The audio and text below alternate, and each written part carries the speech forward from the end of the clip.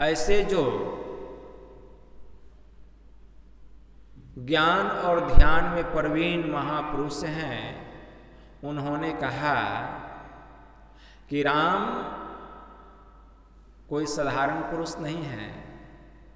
वे अनादि, जब यह पृथ्वी नहीं था, जब ये पंचभूत नहीं थे, तब भी वे राम थे। और अभी ये पंचभूत है, अब भी वे राम है। और जब ये पंचभूत नहीं रहेंगे, तब भी वे राम रहेंगे। वे अनादि हैं, वे ब्रह्म हैं। गोस्वामी जी ने बड़ा अच्छा लिखा, राम ब्रह्म परमार्थ रूपा, अविगत अलख अनादि अनूपा, सकल विकार रहित गत भेदा, कही नित्य नेति निरूपहि वेदा। कि राम जो है वे ब्रह्म है, साक्षात परमात्मा, परमात्मा स्वरूप हैं वे। अविगत अर्थात वे सर्वव्यापक हैं। एक तिल भी ऐसा स्थान नहीं है जिससे कि वे खाली हैं। अलख, इस आंख के द्वारा वे ग्रहण होने योग्य नहीं हैं। अनादि, वे आदि के भी अनादि हैं। वे उपमा रहित हैं, अनुपा, किसी से भी उनकी उपमा नहीं की जा सकती।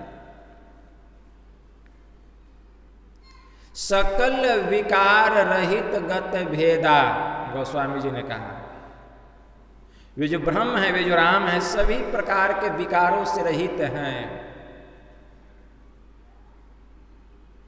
कही नित्य नेति निरूपहि वेदा, वेद कहता है जिसका इति नहीं, इति नहीं, इति नहीं, अर्थात जिसका अंत नहीं है, ऐसे वे राम है, ऐसे ब्रह्म है। अगुण, अखंड, अलख अज जोई, भक्त प्रेम बस सगुन सो होई। ऐसे जो ब्रह्म हैं, ऐसे जो राम हैं, वे त्रैगुणातीत हैं, तीनों गुणों से रहित हैं। अगुण मतलब गुण रहित। अखंड, उनका खंड नहीं किया जा सकता। बाबा कबीर ने कहा, अखंड साहब का नाम है और सब खंड है। खंडित मेरु सुमेरु, खंड ब्रह्मांड है। अरे थिर रहे न धन धाम, सो जीवन द्वंद्व है। जाको गुरु से हेत, सोई निर्बंध है। बाबा कबीर ने कहा। अज उसका जन्म नहीं होता है, परमात्मा का जन्म नहीं होता है। और जिसका जन्म ही नहीं होगा उसकी मृत्यु होगी। वह ब्रह्म ऐसा है, वह राम ऐसा है, उसका जन्म नहीं होता है। भय प्रगट कृपाला, पढ़िए मानस, दीन दयाला, कौशल्या हितकारी, प्रभु प्रगट हुए हैं, उनका जन्म नहीं हुआ है। तो अज मतलब ये अजन्मा, उनका जन्म नहीं होता है। अगुण अखंड अलख अज जोई, वे हर प्रकार के माया के आवरण से परे हैं, रहित हैं। लेकिन भक्त प्रेम बस सगुन सो होई। ऐसे जो ब्रह्म है, ऐसे जो राम है, ऐसे जो परमात्मा है, भक्तों के प्रेम बस, भक्तों के प्रेम के वशीभूत होकर ऐसे परमात्मा सगुण साकार रूप धारण करते हैं और सगुण साकार रूप धर के लीला दिखाते हैं। लेकिन जैसा जैसा वे लीला दिखाते हैं वही वही हम उनको समझ लेते हैं, लेकिन वैसे वैसे वे हो नहीं जाते हैं। भगत हेतु भगवान प्रभु राम धरौ तनु भूप, किए चरित पावन परम प्राकृत नर अनुरूप, जथा अनेकन भेष धरी। नृत्य करई नट कोई, लेकिन सोई सोई भाव दिखावे। जो जो आपको अच्छा लगता है वैसा वैसा लीला करके वे प्रभु दिखा देते हैं सगुन रूप धर करके, लेकिन वही वही वे नहीं हो जाते। लेकिन हम उनको वही वही मान लेते हैं।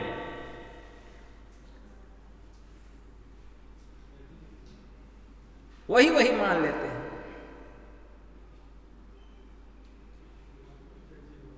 किए चरित पावन परम प्राकृत नर अनुरूप, जथा अनेकन भेष धरी। नृत्य करई नट कोई, सोई सोई भाव दिखावई आपन होई न सो। वे जो परमात्मा हैं वे अपने मौज से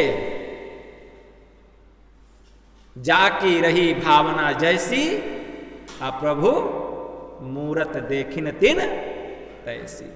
जिसकी जिस तरह की भावना होती है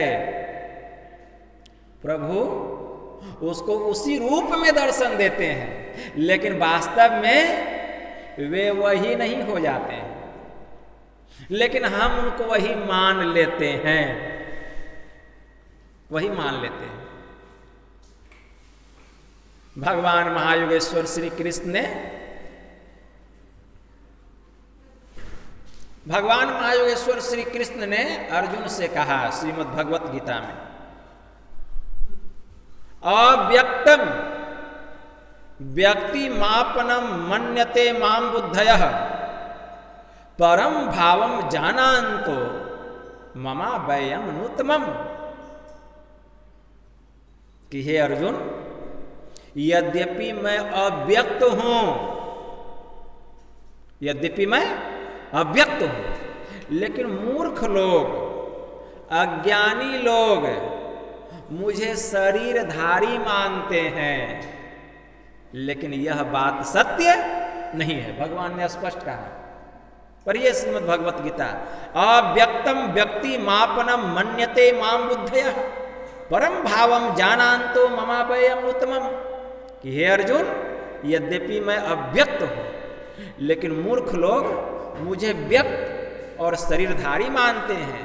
लेकिन यह बात सत्य नहीं है। जो मेरा अव्यक्त स्वरूप है वही सत्य है, और उसको जो जानता है वही तो मुझको पहचानता है। तो अव्यक्त स्वरूप को जानने वाले कौन है? संत। संत प्रभु के अव्यक्त स्वरूप को जानकर उसी में लीन हो गए, फना हो गए। उनकी सूरत क्या हुई? फना हो गई। मतलब उनमें और मुझ में अब कोई अंतर, या मुझ में और उनमें कोई अंतर नहीं रहा। संत पलटू साहब की वाणी में आया, अरे साहिब साहिब क्या करे, साहिब तेरे पास, साहिब तेरे पास याद करूं होवे हाजिर, अंदर धंस के देख साहिब मिलेगा नादिर, मान मनी हो फना, तब नूर नजर में आवे, बुरका डारे टार, खुदा वा खुद दर्शावे, रूह करे मेराज में, ऊपर का खोली कुलावा, 30 रोजा रहे अंदर में, 7 रिकावा, लाम कान में रब को पावे पलटू दास। अरे साहब साहब क्या करे, साहब तेरे पास। वह राम वह ब्रह्म हम सबके भीतर में है। घट घट दीपक बरे, सूझे नहीं अंध है। अरे अंधा है घट घट में दीपक बढ़ रहा है, सुझाई नहीं देता है। लखत लखत लखी परे, कटत जम फंद है। लेकिन देखते देखते एक दिन वह देखने में आ जाएगा, जम के फंदे से निकल जाएंगे, काल के मुंह से निकल जाएंगे।